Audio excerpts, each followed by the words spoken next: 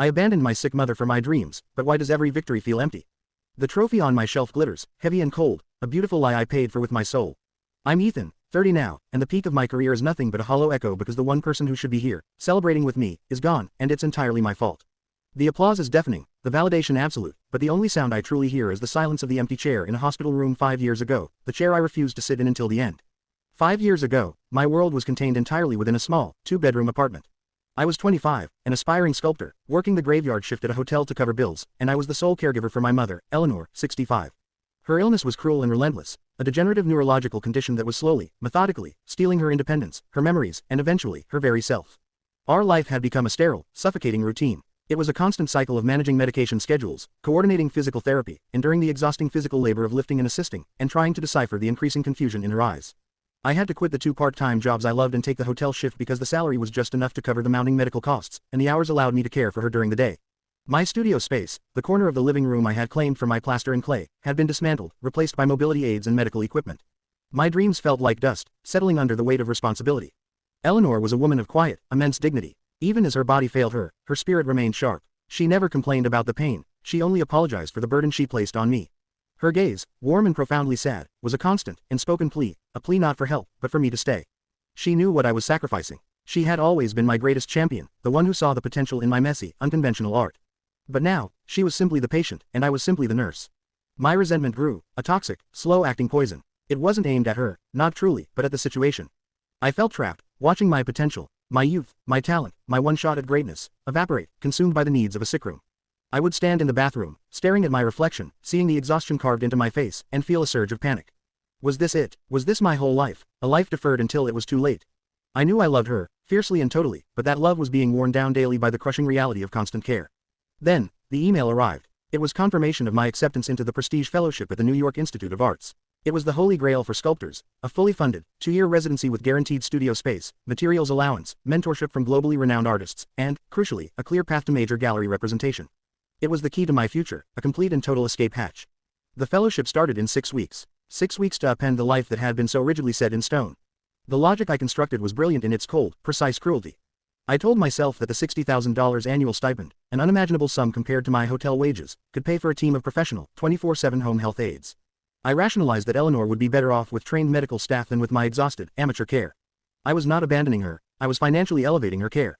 I was ensuring her physical well-being. This was my contribution, my sacrifice. My success would be her stability. But late at night, when the house was silent and the only light was the glow of the heart rate monitor, the terrible truth would pierce through the shield of my logic. She didn't need better care, she needed me. She needed the familiar comfort of my hand, the certainty of my presence, the shared memory of our life. She needed her son to choose him, to choose us, over the dream. I told her about the fellowship one quiet afternoon while I was helping her eat. I spoke quickly, brightly, focusing only on the money and the professional nurses, painting a picture of luxury and security. She didn't speak often anymore, but she understood. She simply reached for my hand, held it tight, and her eyes, clouded but still able to convey deep emotion, filled with tears. Not tears of joy or anger, but of devastating, profound disappointment. She knew the escape route I was building. What would you do in this situation? Choose the guaranteed, life-altering success that ensures financial security for your sick loved one, or choose the daily, physical burden of caregiving that promises only years of artistic stagnation. My ambition, my lifetime of dreaming, was too loud for me to hear the quiet plea in her eyes. The choice felt impossible, but in my heart, the decision had already been made. The final days were a blur of sterile organization. I arranged the finances, signed the contracts with the nursing agency, and trained the first team of rotating aides. I created detailed binders of her medical history, a precise manual for the life I was discarding. I made sure every detail was perfect, every contingency covered, so my conscience would have nowhere to hide. The morning I left was foggy and cold. I waited until the morning aide, a kind but distant woman named Maria, had taken over. I didn't want a scene. I didn't want a moment that would tie me to the past. Eleanor was asleep, medicated and resting peacefully. That was my final, greatest act of cowardice. I left her while she was unconscious.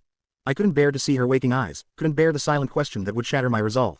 I stood by her bed, looking at her frail, sleeping form, her one strong hand resting on the white sheet.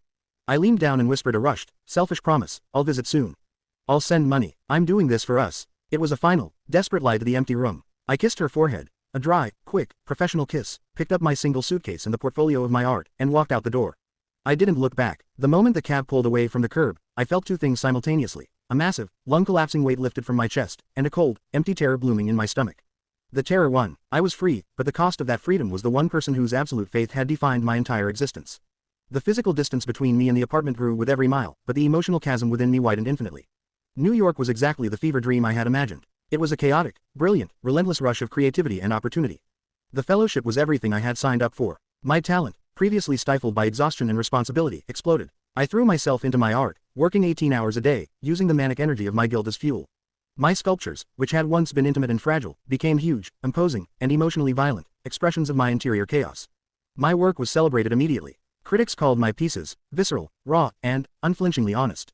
They praised my singular focus and unwavering dedication, mistaking my desperation for artistic discipline. I had gallery showings, sold out collections, and within 2 years, I had secured a major deal with a world-renowned gallery. I was Ethan, the artist, successful, celebrated, and finally free. But the success was cold. Every opening night, every triumphant press release, every massive check felt like a hollow punch to the gut. I remember standing at my first major solo show, surrounded by hundreds of admirers, champagne in hand, feeling profoundly, utterly alone. I would search the crowd, a ridiculous, frantic search for Eleanor's face, the one person whose pride would have validated the entire journey. Her absence was a physical ache, a missing limb I constantly reached for. The money I had sacrificed everything for, became meaningless. I continued to fund Eleanor's 24/7 care, buying the absolute best medical equipment, the most compassionate nurses, the highest end everything. It was my pathetic, manic attempt at atonement, a desperate effort to purchase forgiveness. But money is a terrible substitute for a human presence. I tried to call often, but the conversations were increasingly difficult. Her illness was progressing rapidly, and her ability to speak or hold a coherent thought faded. The calls became one-sided. My rushed, anxious reports of my success met with her tired, confused silence. She would occasionally manage a single, slurred word, and I would spend the rest of the day analyzing it, desperate to find an affirmation of my choice. Did she say, proud? Did she say, I love you? I never knew for sure. If you were in my place, having achieved everything but lost the reason you started, would you find more relief in confessing your failure or in continuing to pour endless money into compensating for it? I kept running, creating, winning, because the moment I stopped, the silence of my own conscience would consume me. The call came 2 years after I left. It was Maria, the kind nurse who had been with Eleanor the longest. Her voice was soft, formal. Eleanor had passed away peacefully in her sleep. It was expected, inevitable, but the finality of it hit me with a force that knocked the air out of my lungs. I hadn't seen her in person since the day I walked out. I had meant to visit. I'd booked the flights a dozen times, but I always canceled, paralyzed by the fear of her disappointment and the sheer, raw exhaustion of confrontation. I couldn't face the wreckage of what I had done, the physical evidence of her decline. I chose to remember her as she was on the day I left, sleeping, tranquil, and unaware of my betrayal. I flew back for the funeral, a successful, famous artist returning to the small town he had abandoned. The funeral home was quiet, filled with old friends and distant relatives. As I stood by the closed casket, looking at the faded picture of a young, vibrant Eleanor, the gravity of my choice descended upon me. My absence hadn't saved her, it had simply made her final years lonelier. The money bought care, but it couldn't buy comfort. In the pocket of her favorite coat, which the funeral home had cleaned and pressed, Maria found a small, worn, cloth-covered sketchbook. It was an old one of mine from high school, filled with my rough, early sketches. Maria handed it to me, tears in her eyes. She always kept this close, she whispered. She would hold it in her lap when she couldn't focus on anything else. That sketchbook, my clumsy, amateur work, was the symbol of her quiet, unrelenting faith in me. In the end, she didn't need my final, sophisticated gallery pieces or my success. She just needed the simple, tangible proof of the person she loved, the artist she believed in. I was too late. I had traded the quiet comfort of her love for the noisy, cold validation of the world. And the world's validation, I discovered, is a terrible, empty thing. I am 30 now. I am rich, celebrated, and free. I have a gorgeous studio overlooking the city, and my calendar is booked solid for the next 3 years.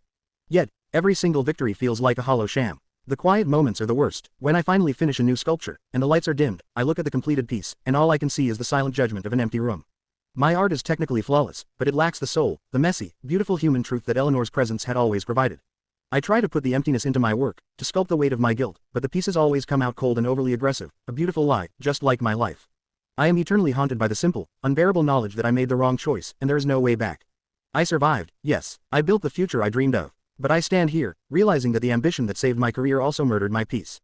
I abandoned my sick mother for my dreams, and now, my dreams are just a vast, glittering monument to my own unforgivable cowardice. Do you think success gained through such a profound abandonment can ever feel like true victory? Or is the perpetual, gnawing emptiness the only redemption I will ever earn?